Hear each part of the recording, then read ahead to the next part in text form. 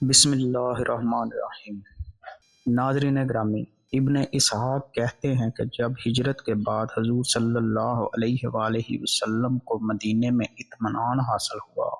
آپ صلی اللہ علیہ وآلہ وسلم کے مہاجر بھائی بھی وہیں آ کر آپ کے پاس جمع ہو گئے اور امور انصار کے ساتھ امور اسلام کو بھی استحکام حاصل ہوا۔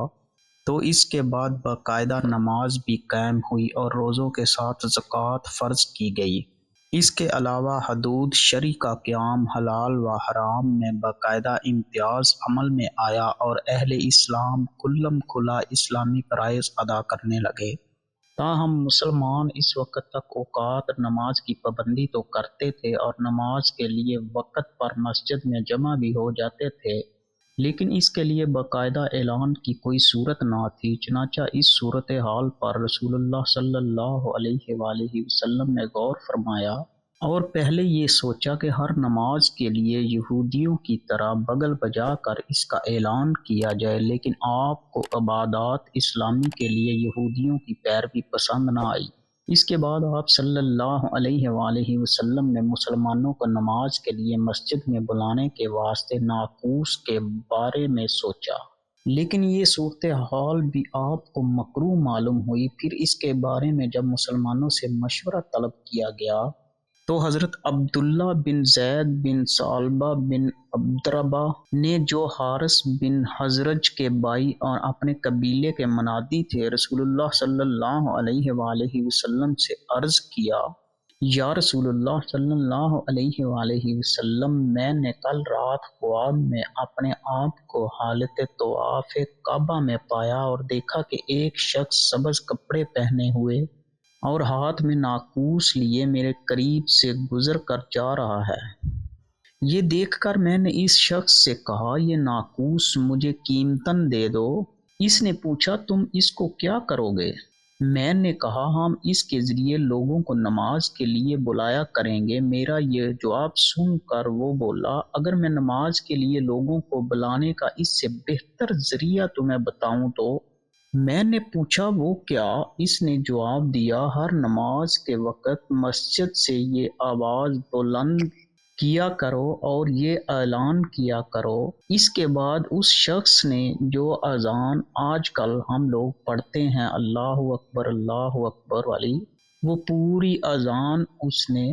پڑھ کر سنا دی۔ حضرت عبداللہ بن زید بن ثعلبہ کا یہ خواب سن کر رسول اللہ صلی اللہ علیہ وآلہ وسلم نے فرمایا، یہ خواب سچا ہے اور انشاءاللہ سچا ثابت ہوگا۔ پھر آپ صلی اللہ علیہ وآلہ وسلم نے حضرت بلال رضی اللہ تعالی عنہ کو بلا کر انہیں حکم دیا کہ وہ اس طرح ہر نماز کے وقت بلند آواز سے لوگوں کو نماز کے لیے مسجد میں بلایا کریں۔ اس کے بعد جب حضرت بلال رضی اللہ تعالی عنہ نے اس طرح اذان دینا شروع کی اور حضرت عمر بن خطاب رضی اللہ تعالی عنہ نے، جو اس وقت اپنے گھر میں تھے، حضرت بلال حبشی رضی اللہ تعالی عنہ کی اذان کی آواز سنی تو وہ اپنی چادر اوڑھے ہوئے آپ کی خدمت میں حاضر ہوئے اور عرض کیا، یا رسول اللہ صلی اللہ علیہ وآلہ وسلم، آپ کو اللہ تعالیٰ کی طرف سے یہ بات بالکل ٹھیک بتائی گئی ہے۔ پھر جب انہوں نے آپ صلی اللہ علیہ وآلہ وسلم سے عبداللہ بن زید بن ثعلبہ کے خواب کا حال سنا تو بولے، میں نے بھی ایسا ہی خواب دیکھا ہے۔ حضرت عمر فاروق رضی اللہ تعالی عنہ سے یہ بات سن کر فرمایا۔ ابن اسحاق کہتے ہیں کہ انہیں اس حدیث کے بارے میں محمد بن ابراہیم بن حارث نے محمد بن عبداللہ بن زید ثعلبہ ابن عبدربہ اور ان کے والد کے حوالے سے بتایا۔ یہی حدیث ابو داؤد، ترمذی، ابن ماجہ اور ابن خزیمہ نے بھی محمد بن اسحاق ہی کے حوالے سے روایت کی ہے۔ البتہ ترمذی اور ابن خزیمہ وغیرہ نے اس کی تصحیح بھی کی ہے۔ ابو داؤد کہتے ہیں کہ انہیں یہ بھی معلوم ہوا ہے کہ اذان کے بعد جب نمازی نماز کے لیے صف بستہ کھڑے ہو جائیں تو بطور اعلان اقامت صلاۃ یہ کہا جائے۔ ناظرین گرامی، جو اقامت آج کل ہم نماز کے بعد جماعت کھڑی ہونے سے پہلے پڑھتے ہیں، سیم وہی ہے۔ ابن ماجہ نے یہ حدیث ابی عبید محمد بن عبید بن میمون محمد بن سلمہ حرانی اور ابن اسحاق کے حوالے سے پیش کی ہے، جس کا ذکر پہلے آ چکا ہے۔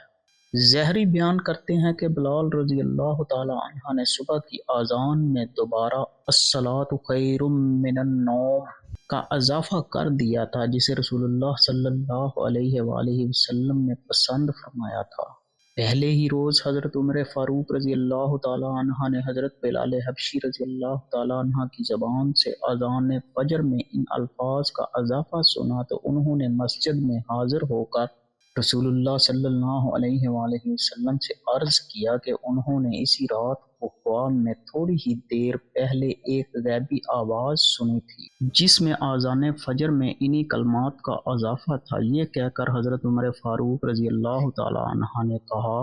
میں اذان فجر میں ان کلمات کے اضافے کی تجویز آپ صلی اللہ علیہ وآلہ وسلم کی خدمت میں پیش کرنے والا تھا، لیکن حضرت بلال رضی اللہ تعالی عنہ کسی سے کہے سنے بغیر مجھ پر بھی سبقت لے گئے۔ اذان اور اس کی مشروطیت کے بارے میں ہم نے یہ بیانات اس فصل میں